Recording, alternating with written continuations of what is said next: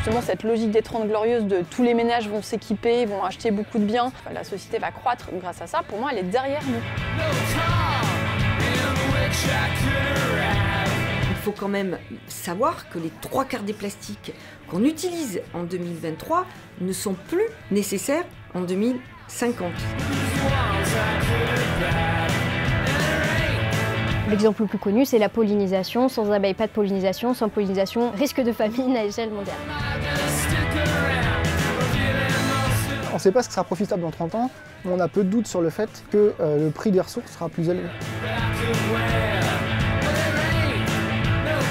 Si jamais il n'y a pas les alternatives aussi qui sont proposées, qui sont mises en perspective, on peut avoir le risque d'avoir un certain déni, de ne pas aller suffisamment vers l'action, si l'horizon souhaitable n'est pas suffisamment proposé.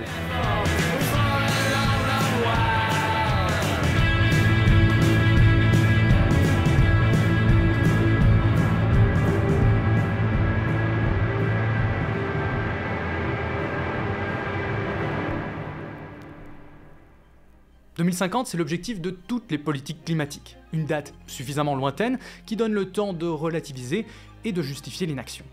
Mais 2050, c'est pas si loin que ça non plus. La majorité des gens qui regardent nos vidéos n'auront même pas 60 ans. En travaillant depuis quelques années sur des sujets d'économie et d'environnement, et puis en échangeant avec vous, on se rend compte que pour notre génération, imaginer le futur, c'est pas quelque chose d'évident.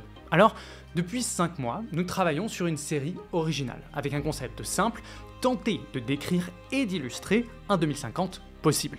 Nous avons voulu que notre scénario soit plutôt optimiste, mais dans les limites de ce qui peut être réaliste au vu des tendances actuelles et du temps qu'il nous reste. Nous avons échangé avec une dizaine de chercheurs et des personnes travaillant sur des rapports de prospective pour comprendre comment peuvent évoluer le transport, l'habitat, la consommation et l'agriculture dans les décennies à venir.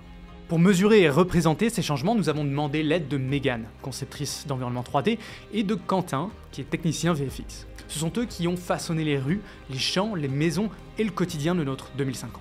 Ce projet vient aussi d'une longue tradition audiovisuelle. Pratiquement toutes les époques ont essayé de représenter un futur avec leur lot de prédictions ou de fantaisie. L'objectif de cette représentation du futur, même très imparfaite, c'est aussi de vous permettre de vous approprier ce futur et de nous dire comment vous imaginez 2050. Dans les prochaines semaines sortiront les premiers épisodes de cette série. Il nous semblait important de contribuer à cette question qui est au cœur d'un des plus grands défis économiques et sociaux de notre époque. Merci infiniment à toutes celles et ceux qui nous soutiennent sur KissKissBankBank et qui nous ont permis de prendre le temps de travailler sur cette série. Alors, exceptionnellement, si vous ne voulez pas rater la sortie des épisodes, n'oubliez pas de mettre la cloche et de vous abonner.